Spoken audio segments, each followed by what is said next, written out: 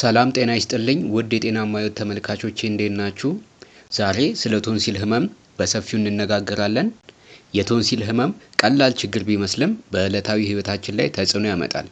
መብላት፣ መተኛትና መናገር እንኳን ሊከብደን ይችላል። ግን መልካሙ ዜና በቤት ውስጥ ቀላል ነገሮችን በመጠቀም ህመሙን ማስታገስ ይቻላል። በዚህ ቪዲዮ ውስጥ የቶንሲል ህመም ሲኖር በቤት ውስጥ ማድረግ የምንችላቸውን ቀላልና ጠቃሚ መፍትሄዎችን እናያለን። ህመሙን ለማስታገስ የሚረዱ 5 ውህዶችንም እነግራችኋለሁ። እናንተም ለወዳጆቻችሁ ሼር በማድረግ ሌሎችንም አሳውቁ። ሁሌም የምለቃቸው የጤና መረጃዎች እንዲደርሳችሁ ሰብስክራይብ እና ላይክ አድርጉ። ያላችሁን ማንኛውንም አስተያየት ኮሜንት ላይ ጻፉልኝ። እስከ መጨረሻው መልካም ጊዜ፣ መልካም ቆይታ ይሆንላችሁ።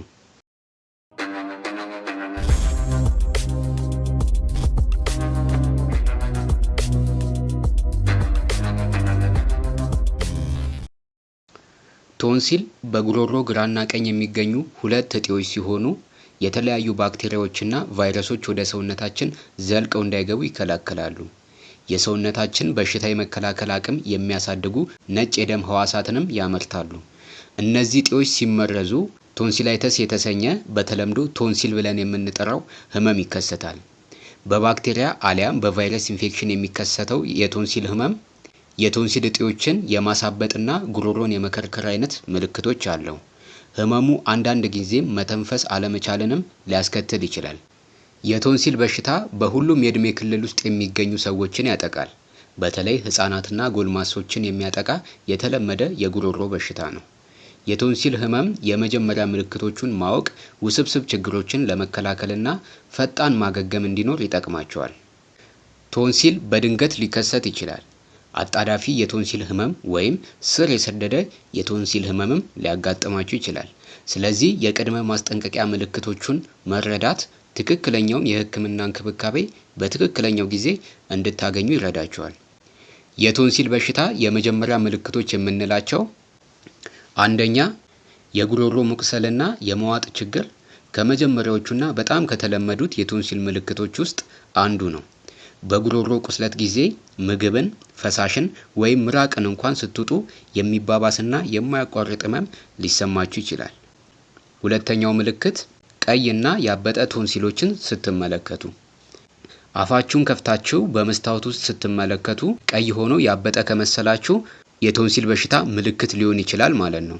በባክቴሪያ የሚመጡ ኢንፌክሽኖች በቶንሲል ላይ ነጭ ወይም ቢጫ ነጠብጣቦችንም ሊያሳዩ ይችላሉ። ሶስተኛው ምልክት ትኩሳትና ብርድ ማለት። ከቀላል እስከ ከፍተኛ ትኩሳት ብዙውን ጊዜ ከቶንሲል በሽታ ጋር አብሮ ይመጣል። ይህም ሰውነት ኢንፌክሽኑን እየታገለ መሆኑን ያሳያል። አንዳንድ ሰዎች በዚህ ጊዜ ብርድ ማለት፣ ድካምና የሰውነት ህመም ሊሰማቸው ይችላል። አራተኛው ምልክት ያበጡ የአንገት እጢዎች። ሰውነቱ ኢንፌክሽኑን በሚዋጋበት ጊዜ በአንገታችሁ ላይ ያሉት ሊምፍኖዶች ሊያብጡና ለስላሳ ሊሆኑ ይችላሉ። በመንጋጋው ስር ወይም በአንገቶ ጎኖች ላይ በሚነኩበት ጊዜ ህመም የሚያስከትሉ ትናንሽ እብጠቶችም ሊሰማችሁ ይችላል። አምስተኛው ምልክት የድምፅ ለውጥ ነው።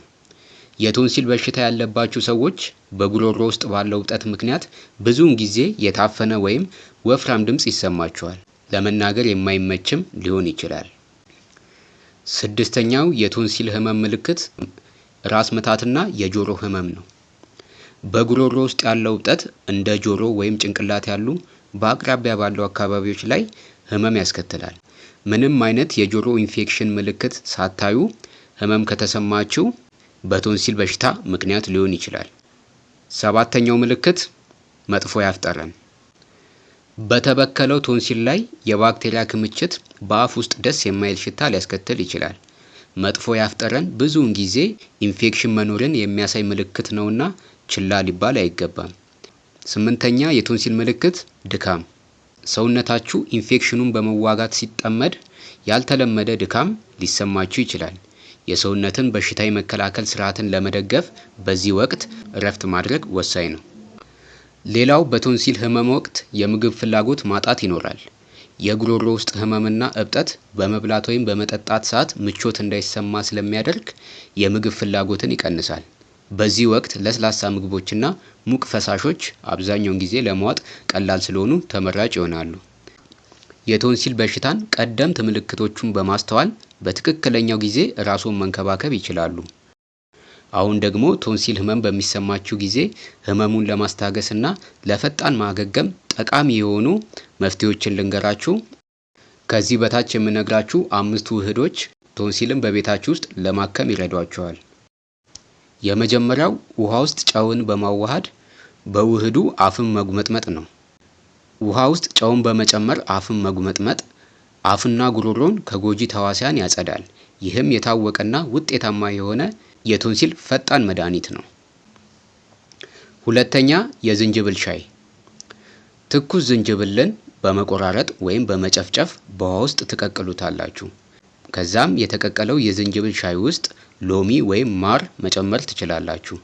ይህን ውህድ በቀን 2 ጊዜ መጠጣት ጠቃሚ ነው። ዝንጅብል የጸረ ብግነትና የጸረ ተዋሲያን ጥቅሞችን ይሰጣል። ሶስተኛ ማርና ሎሚ። ማር የጸረ ባክቴሪያ ባህሪ አለው። ሎሚ ደግሞ በቫይታሚን ሲ የበለጸገ ነው። ይህም እነዚህን 2 ምግቦች ለቶንሲል በሽታ በጣም ጥሩ የቤት ውስጥ መፍትሄ ያደርጋቸዋል። በሞቀ ውሃ ውስጥ 1 የሾርባ ማንኪያ ማርና ግማሽ የሎሚ ጭማቂን በመቀላቀል ጥሩ ውጤት ለማግኘት በቀን 2 ጊዜ መጠጣት ትችላላችሁ። አራተኛ ነጭ ሽንኩርት። የነጭ ሽንኩርት ተፈጥሯዊ አንቲባዮቲክ የቶንሲል በሽታ መንስኤን ለመከላከል ይረዳል። በየቀኑ 1 ቅርንፉድ ከነጭ ሽንኩርት ጋር ማኘክ ለቶንሲል ህመም ጠቃሚ ነው። ወይም በቀላሉ ለመመገብ እንዲመቻችሁ ነጭ ሽንኩርቱን ትፈጩትና ከማር ጋር በመደባለቅ መጠቀም ትችላላችሁ። አምስተኛና በመጨረሻ የምንመለከተው የፍራፍሬ ጭማቂዎችን ነው። የፍራፍሬ ጭማቂዎችን ከ3 እስከ 5 ቀናት መውሰድ በሽታ የመከላከል አቅምን በማሳደግ ኢንፌክሽንን ለመከላከል ያግዛል ማለት ነው። ስለዚህ የቶንሲል ህመም በሚሰማችሁ ጊዜ የፍራፍሬ ጭማቂዎችን በመጠጣት ሰውነታችሁ በሽታ የመከላከል አቅምን እንዲያሳድግ በማድረግ የማገገም ሂደታችሁን ማፋጠን ትችላላችሁ ማለት ነው። እንግዲህ ተመልካቾቼ እነዚህ ከቶንሲል ህመም ቶሎ ለማገገም የሚረዷችሁ መፍትሄዎች ናቸው።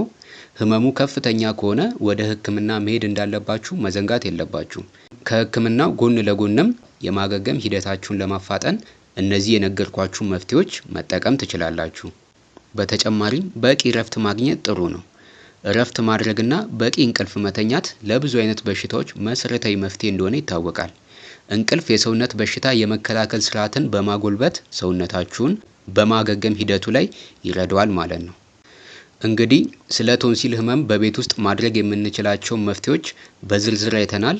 እነዚህ መንገዶች ህመምን ለማስታገስና ሰውነት እንዲፈወስ ለመርዳት በጣም ጠቃሚ ሊሆኑ ይችላሉ። ነገር ግን ህመሙ ከጨመረ፣ ሙቀት ከፍ ካለ ወይም መተንፈስ ከባድ ከሆነባችሁና ህመሙ ረጅም ጊዜ የሚቆይ ከሆነ የጤና ባለሙያ ማማከር አስፈላጊ ነው። ጤናችን በእጃችን ውስጥ ነው ያለው። በትክክለኛው ጊዜ ላይ ትክክለኛውን እርምጃ መውሰድ ግን በጣም ወሳኝ ነው ማለት ነው።